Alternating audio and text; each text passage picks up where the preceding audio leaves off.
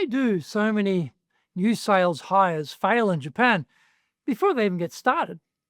Find out more in today's show.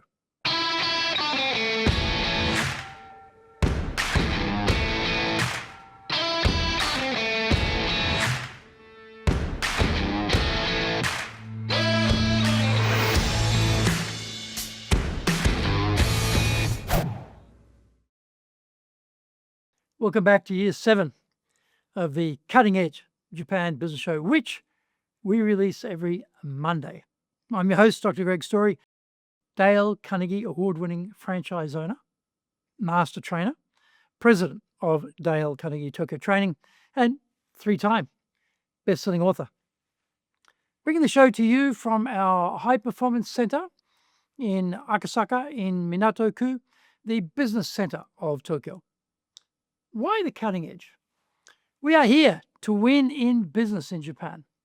Let's all be at the forefront, at the cutting edge of how to flourish here in this market. Now, this is episode number 370, Why New Salespeople Struggle in Japan and How to Fix it. それでは行きましょう. So let's get going. Let's talk about something every sales leader in Japan wrestles with. The expectations we place on new salespeople. Whether they are fresh to sales or just new to our company, there's always going to be a lag before they start producing results. Yet, too often, leaders convince themselves that miracles will happen from day one. If the person already knows the industry, the product set, and has an existing client base, then yes, results can appear quickly. But in today's Japan, where hiring sales talent feels like trying to find a 4-leaf clover, we are rarely that lucky. We are compromising on who we bring in. On top of that, the recruiting companies charge a hefty 40% the first year's base salary as a fee. That makes the cost of a new hire a very expensive undertaking. The outflow of money is instant, like a flood. The inflow of revenue, slow trickle. Add English-speaking skills into the equation, and the salary base is even higher. So the pressure builds further. And what do companies do? They set themselves up for failure by providing superficial training. The assumption goes, well, they already know how to sell, so let's just teach them our product knowledge.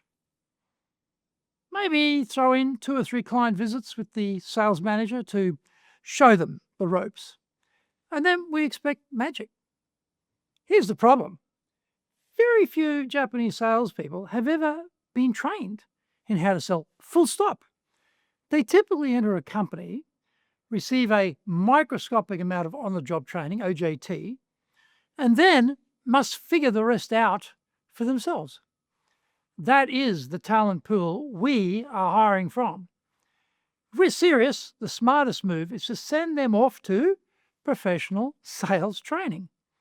That is the fastest route to results in Japan. And in training, they can learn how to gain permission to ask questions, how to design those questions for maximum impact, how to present solutions that connect with real client needs, techniques for handling objections, and clear direction on how to close deals. Find out more when we come back from the break. If you want to sell more and do it more easily, do the Winning with Relationships selling course. If you can't build trust, no sale. Can't design excellent questions to understand the client's needs, no sale. Can't present the solution convincingly, no sale. Can't handle objections properly, no sale. Can't close, no sale. Master the sales process by doing the Winning with Relationships selling course now in either Japanese or English. The bestseller, Japan Sales Mastery, is the new Bible of selling in Japan. To sell to Japanese buyers, you need to create long-term partner-level trust, fully understand Japanese buyers' real needs, convince buyers with your solutions, overcome their hesitation, fear, and doubt, know how to ask for the order, ensure repeat orders, This book is the product of 30 plus years in the trenches, selling in Japan. Order Japan Sales Mastery now.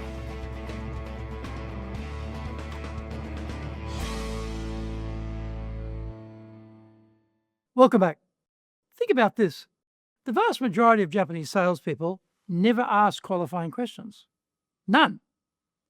They walk straight into a pitch, throw the product catalog or a flyer on the table and hope something sticks. It is sales by hit and miss. A newly trained salesperson who understands how to zero in on needs will be miles ahead from day one. Instead of wasting time rattling through everything under the sun, they will focus only on what the buyer actually wants to hear.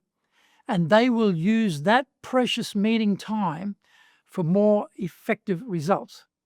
Now, let's turn to targets. Setting sales targets for new hires often transcends into fantasy land.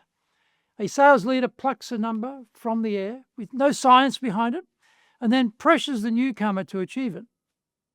No surprise that this becomes disheartening.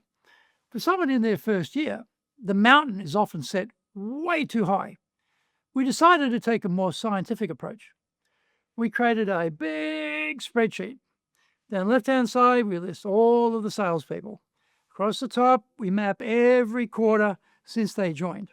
Everyone has a day one, and from there, we can compare quarter by quarter. Out of this, we build averages of revenue production over time.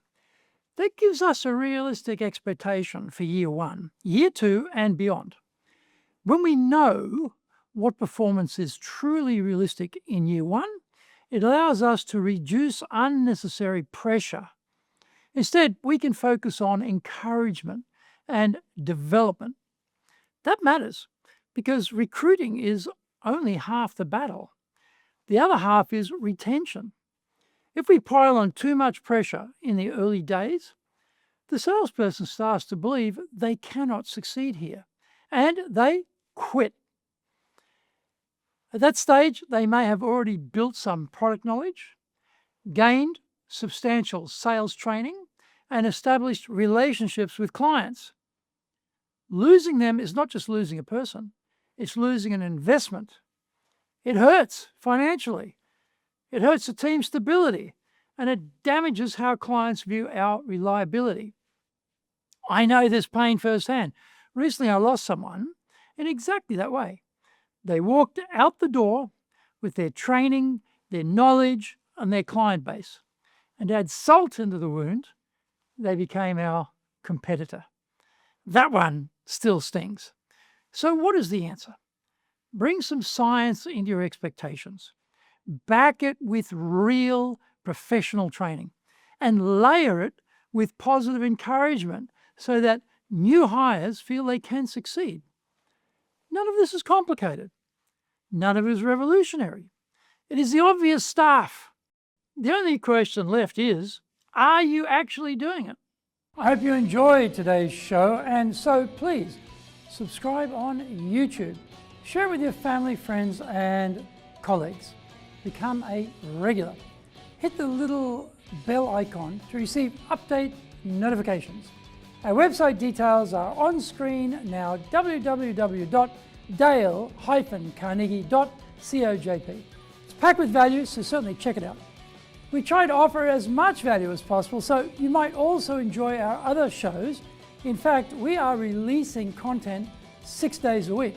For podcasts, Mondays for the Cutting Edge Japan Business Show, Tuesday for the Presentations Japan series, and every second Tuesday for the Business Tatsujin no Oshie Show, Wednesdays for the Sales Japan series, Thursdays for the Leadership Japan series, and every second Thursday for the Business Pro Podcast Show, Fridays for the Japan Business Mastery Show, and Saturdays for Japan's top business interviews. Now, you get these wherever you get your podcast. Also, every Monday, we release the Cutting Edge Japan Business Show. Every second Thursday, we release the Business Pro Television Show. And every Friday, the Japan Business Mastery Show. Saturdays, every Saturday, we're releasing Japan's top business interviews. These are all on YouTube. We appreciate your support and please let others know about it so they can benefit too. We want to make a contribution to helping people build their careers and businesses. And so please join with us in that endeavor. In episode number 371, we're talking about the real reason your sales calls go nowhere in Japan. So, yoroshiku onegai itashimasu. Please join me for the next episode of the Cutting Edge Japan Business Show. We're here to help you. We've only got one direction in mind for you and your business, and that is up.